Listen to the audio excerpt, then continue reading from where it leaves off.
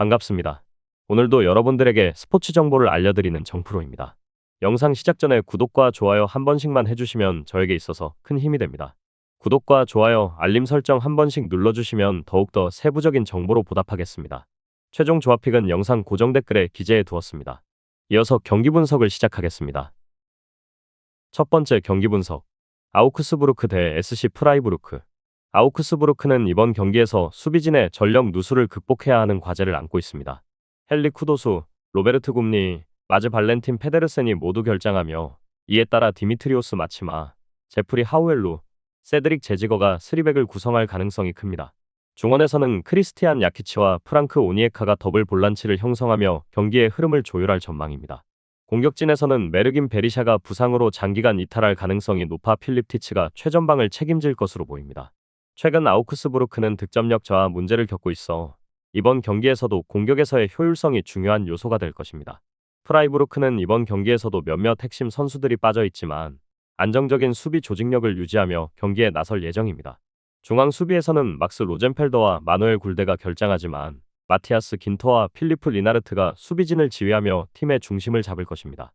중원에서는 막시밀리안 에게슈타인과 패트릭 오스트하게가 호흡을 맞추며 안정적인 경기 운영을 펼칠 전망입니다. 공격진에서는 도안 리츠, 멀린 웨을, 빈첸초 그리포가 이 선에서 활약하며 루카스 헬러를 지원할 가능성이 큽니다. 프라이부르크는 수비적으로 탄탄한 조직력을 유지하는 팀으로 이번 경기에서도 강한 압박과 조직적인 수비를 바탕으로 경기를 풀어갈 것으로 보입니다. 결론을 말씀드리면 아우크스부르크는 홈에서 반격을 노리겠지만 최근 공격진의 부진과 수비진의 전력 누수를 고려할 때 프라이부르크의 탄탄한 수비를 뚫어내기 어려울 가능성이 큽니다. 프라이부르크는 수비적으로 안정적인 경기 운영을 바탕으로 실점을 최소화하면서 경기 흐름을 주도할 것으로 보이며 경기 후반 결정적인 기회를 살려 승리를 가져갈 가능성이 높습니다. 프라이부르크의 2대0 승리를 예상됩니다. 두 번째 경기 분석. 올림피크 마르세유 대 FC 낭트. 마르세유는 이번 경기에서 몇몇 선수들의 출전 여부가 불투명하지만 핵심 전력의 복귀로 인해 전반적인 스쿼드는 어느 정도 안정될 것으로 보입니다. 아민 아리트가 부상으로 인해 출전 여부가 불투명하며 파리스 몬바냐와 루벤 블랑코도 회복 중이라 이번 경기 출전 가능성이 낮습니다.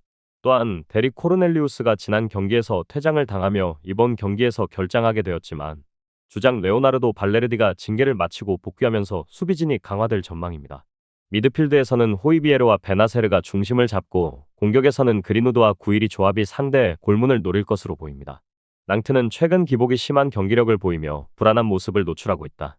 이번 경기에서도 몇몇 전력 이탈이 발생할 가능성이 높습니다. 네이선 제제가 장기 부상으로 결장하고 있으며 티노 카데웰에도 출전 여부가 불투명합니다.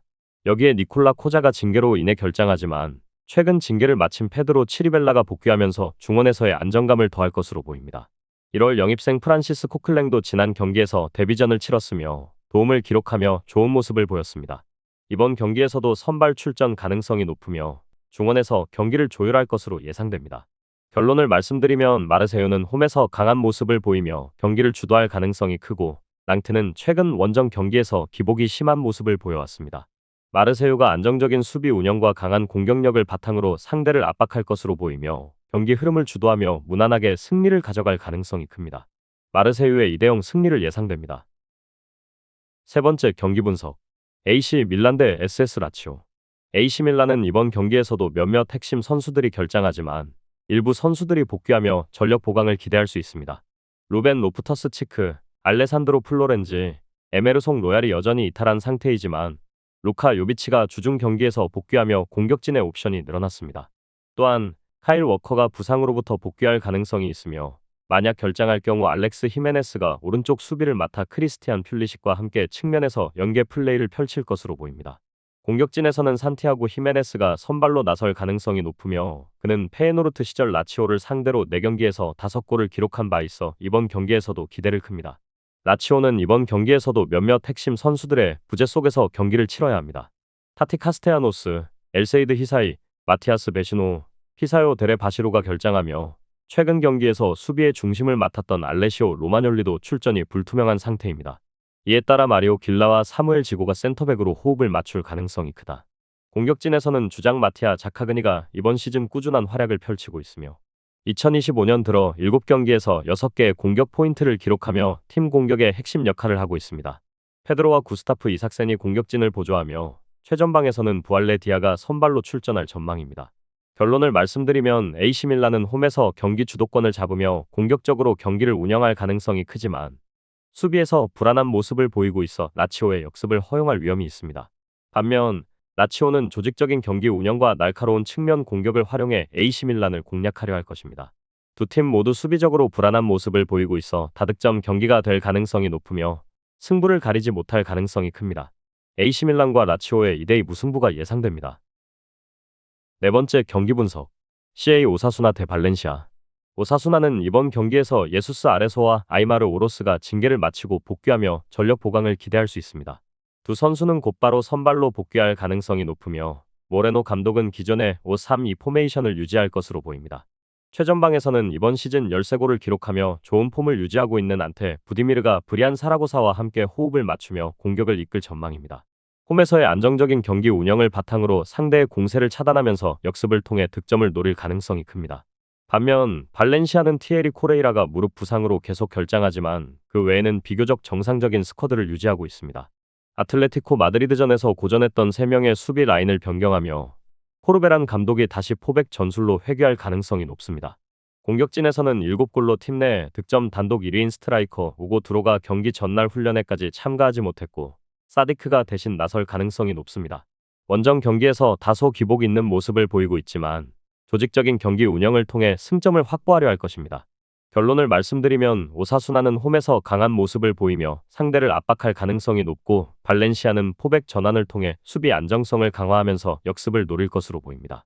두 팀 모두 승리를 목표로 하지만 팽팽한 경기 흐름 속에서 승부를 가리지 못할 가능성이 큽니다. 오사수나와 발렌시아의 1대1 무승부를 예상됩니다.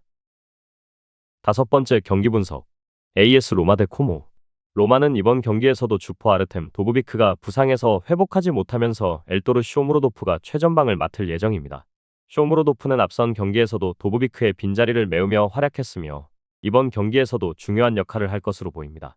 또한 직전 경기에서 휴식을 취했던 파울로 디발라가 다시 선발로 나설 가능성이 높으며 알렉시스 살레마커스도 측면에서 공격을 지원할 전망입니다. 살레마커스는 올 시즌 세리에 A에서 5골을 기록하며 개인 최다 득점 기록을 세웠고 2024년 말 이후 7경기에서 5개의 공격 포인트를 기록하며 좋은 흐름을 이어가고 있습니다.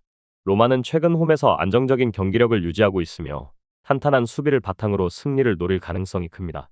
코모는 최근 공격진에서 젊은 선수들의 활약이 돋보이고 있습니다. 아산 다이오는 이번 시즌 유럽 5대 리그에서 5골 이상을 기록한 최연소 선수로 코모에서 5골, 레알 베티스에서 1골을 넣으며 팀의 핵심 공격수로 자리 잡았습니다. 또한 니코 파스도 유럽 무대에서 활약하는 젊은 선수 중 하나로 이름을 올리며 주목받고 있습니다. 이 두 선수는 가브리엘 스트레페차와 함께 최전방에서 호흡을 맞추며 공격을 이끌 전망이며 패트릭 쿠트로네는 벤치에서 대기할 가능성이 큽니다. 하지만 코모는 세스크 파브레가스 감독이 여전히 경험 많은 미드필더 세르지 로베르토를 포함한 몇몇 선수들의 부재 속에서 경기를 치러야 합니다. 수비진에서도 알레산드로 가브리엘로니, 이그나스 반데르 브렘프트, 알베르토 도세나의 출전 여부가 불투명해 수비 안정성이 관건이 될 것으로 보입니다. 결론을 말씀드리면 로마는 홈에서 경기 주도권을 잡으며 조직적인 플레이를 통해 코모의 젊은 공격진을 견제하려 할 가능성이 큽니다. 반면 코모는 빠른 전환과 공격적인 운영을 통해 로마의 수비를 흔들려 할 것으로 보입니다. 하지만 로마가 공격과 수비에서 좀 더 안정적인 모습을 보이며 근소한 차이로 승리를 가져갈 가능성이 높습니다. 로마의 3대1 승리를 예상됩니다. 오늘도 화이팅 하시고 저는 다음 영상에서 인사드리겠습니다. 구독과 좋아요 부탁드리며 다음 영상에서 뵙겠습니다.